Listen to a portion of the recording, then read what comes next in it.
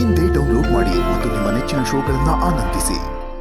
ಪ್ರಿಯಾ, ಇವತ್ತಿನ ದಿನನೇ ಸ್ಪೆಷಲ್ ಅಮ್ಮ. ಹೌದು. ಬಟ್ ಒಂದು ವಿಪರ್ಯಾಸ ಅಂತಂದರೆ ಆ ಅಮ್ಮನ ಬೆಲೆ ಏನಂತಂದರೆ ನನಗೂ ಗೊತ್ತು, ನಿನಗೂ ಗೊತ್ತು. ಯಾಕಂದರೆ ಅವರಿಬ್ಬರೂ ಸಹ ನಮಗೆ ಇಲ್ಲ, ನಮ್ಮ ಜೀವನದಲ್ಲಿ ಅವರು ಇಲ್ಲ. ಕೇವಲ ಅವರು ನೆನಪುಗಳು ಮಾತ್ರ ನಮ್ಮ ಜೀವನದಲ್ಲಿದೆ. ನೀನು ತಾಯಿನ ಎಷ್ಟು ಮಿಸ್ ಮಾಡ್ಕೊಳ್ತೀಯ ಅಂತ ನನಗೆ ಗೊತ್ತು. ಯಾಕಂದರೆ ಪ್ರತಿದಿನ ಅಡುಗೆ ಮಾಡುವಾಗಲೂ ಸಹ ಅತ್ತೆಗೆ ಕಾಲ್ ಮಾಡಿಬಿಟ್ಟು ಅದಕ್ಕೇನಾಗಲಿ ಇದಕ್ಕೇನಾಗಲಿ ಅಂತ ಕೇಳ್ತಾ ಇದ್ದಿ. ಪ್ರತಿದಿನನೂ ಅರ್ಧ ಗಂಟೆ 1 ಅವರ್ ಅಂತೂ ಮಾತಾಡ್ತಾನೇ ಇದ್ರಿ.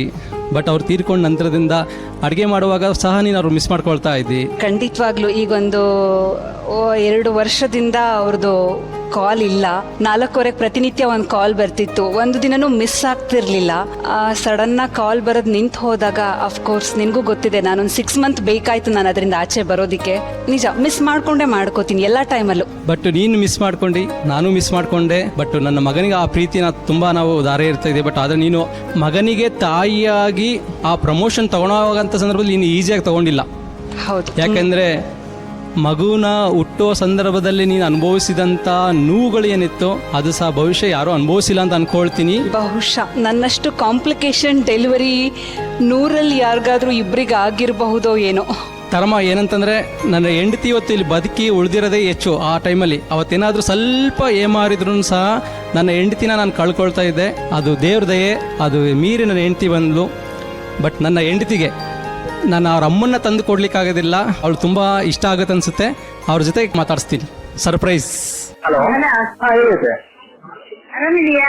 ಚೆನ್ನಾಗಿದ್ದೀರಾ? ಹಾ, ಪ್ರಿಯಾ ಆರಾಮಿದ್ದಾಳ? ಪ್ರಿಯಾ ಚೆನ್ನಾಗಿದ್ದಾಳೆ. ಅದೇ ನನ್ನ ಕೊಟ್ಟಿದ್ದೆ, ಮನೆ ಇದ್ದಾಳು.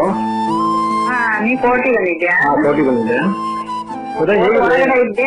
ಅದೇ ಕೋಟಿ ಬಂದೆ. ಇನ್ನು ಆಮೇಲೆ ಮಾಡಿದೆ ಒಂದು ಅರ್ಧ ಗಂಟೆ ಬಿಟ್ಟು. ಹಾ, ಪ್ರಿಯನ್ನ ಒಂಚೂರು ಒಳ್ಳೆ ಡಾಕ್ಟರ್ ಹತ್ರ ಕರ್ಕೊಂಡು ಹೋಗು ಅಂತ ಹೇಳಕ್ಕ ಮಾಡ್ದೆ. ಇಲ್ಲ ಇಲ್ಲ, ಹೋಗ್ತೀನಿ ಕರ್ಕೊಂಡು. ಅದೇ ಒಂದು ಅರ್ಧ ಗಂಟೆ ಆಯ್ತು, ಮಾಡ್ತೀನಿ ನಾನು ನಿಮಗೆ. ಓಕೆ